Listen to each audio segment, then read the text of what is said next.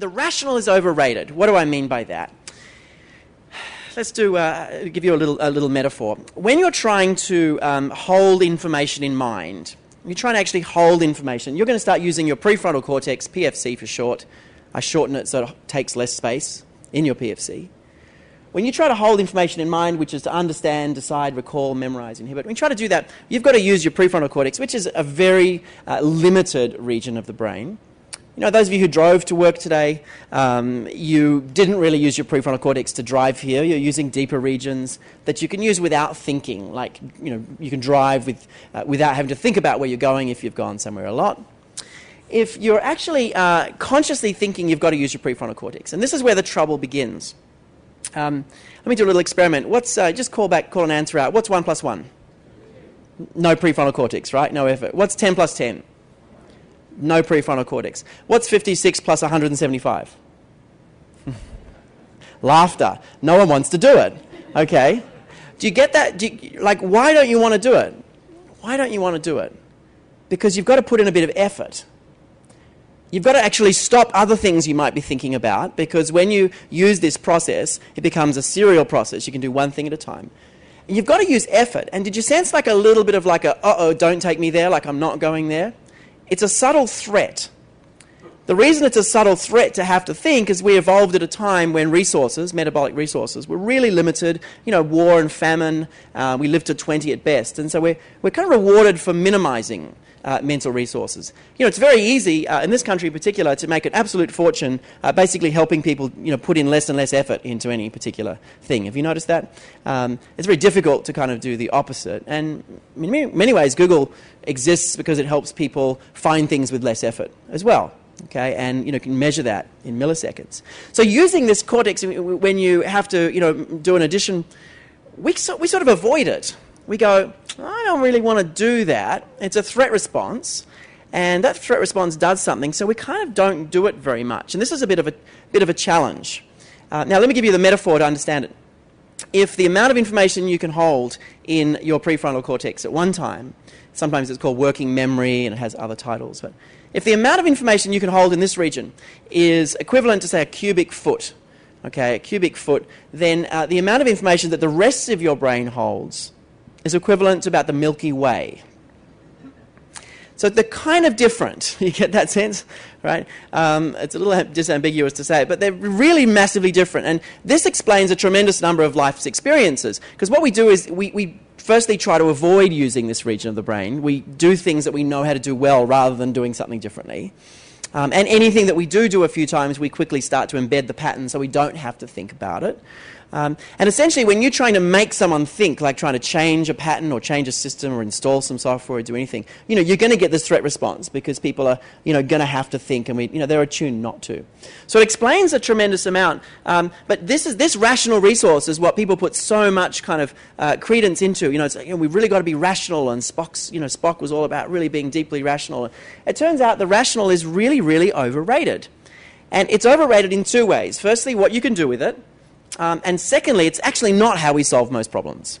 The rational is not how we solve most problems, which I'll come back to. But there's some studies showing that every time you do a little math puzzle like that, or any conscious decision, you actually use up a limited bucket of resources. Every time you make a decision, solve a problem, your blood glucose goes down, and your performance on the next task goes down. So it's really a limited resource that depletes very quickly. And you can actually start to look at this and sort of pull apart three types of thinking that we do, and start to treat this resource, of your prefrontal resource, as something that you've got to kind of manage. So, you know, level one thinking is basically stuff like 1 plus 1, you know, you don't have to think.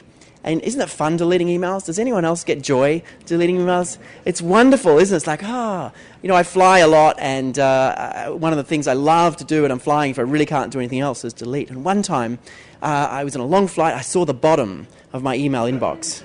Isn't that incredible? It's just like never happens, you know. Anyway, so you can do that without thinking. Level 2, scheduling a meeting. You've got to hold things in mind, what time, where, who, when, maybe 5 seconds, 10 seconds. What about writing a pitch, writing some coding? Building a plan, building a strategy? That takes a lot of glucose, And it takes a lot of effort and energy. Now, what many people do, they get to work, they do number 1 and then number 2 first, and then they've got very little energy left for number 3. And their brain actually becomes tired and noisy. And I'll talk about the noisy in a moment. And they become really, really ineffective. So the sort of intuitive approach that we have to tackling our day is wrong from the brain's perspective. So this is one of the first things. The rational is overrated. It would be really rational to get to work, start working on emails, and work through. That's really rational. It's not how your brain really wants to work. Now, there's kind of a question that I pose to people often, and it's sort of one of the questions in the book, which is, if you truly respected attention as a limited resource, what would you do differently?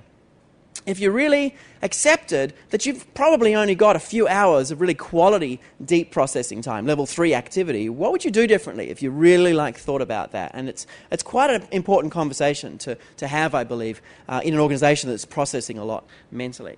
Now, here's the challenge though. Most problems we solve are not solved rationally. And in the lab, we see that the PFC not only isn't the source of the solution, but is actually the source of not finding the solution.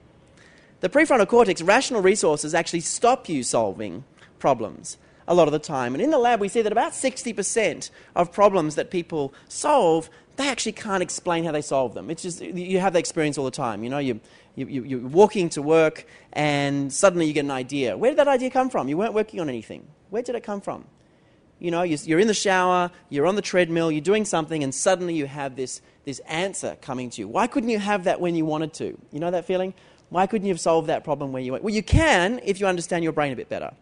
And it turns out that the very thing that you normally use to solve problems is the inhibitor of solutions if the problems are complex. It's the inhibitor. Your prefrontal cortex is the inhibitor.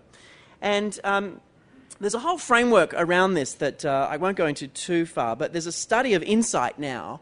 About the last 5 years, there's been a study of insight. And this was published in my last book that a few people here have been reading called Quiet Leadership. And you can actually now understand how insights occur. And I'll give you just the cliff notes, kind of the most valuable piece. And that is that in order for insight to happen, you actually have to stop thinking. You have to stop any form of conscious, mental, deliberate process to have these insights.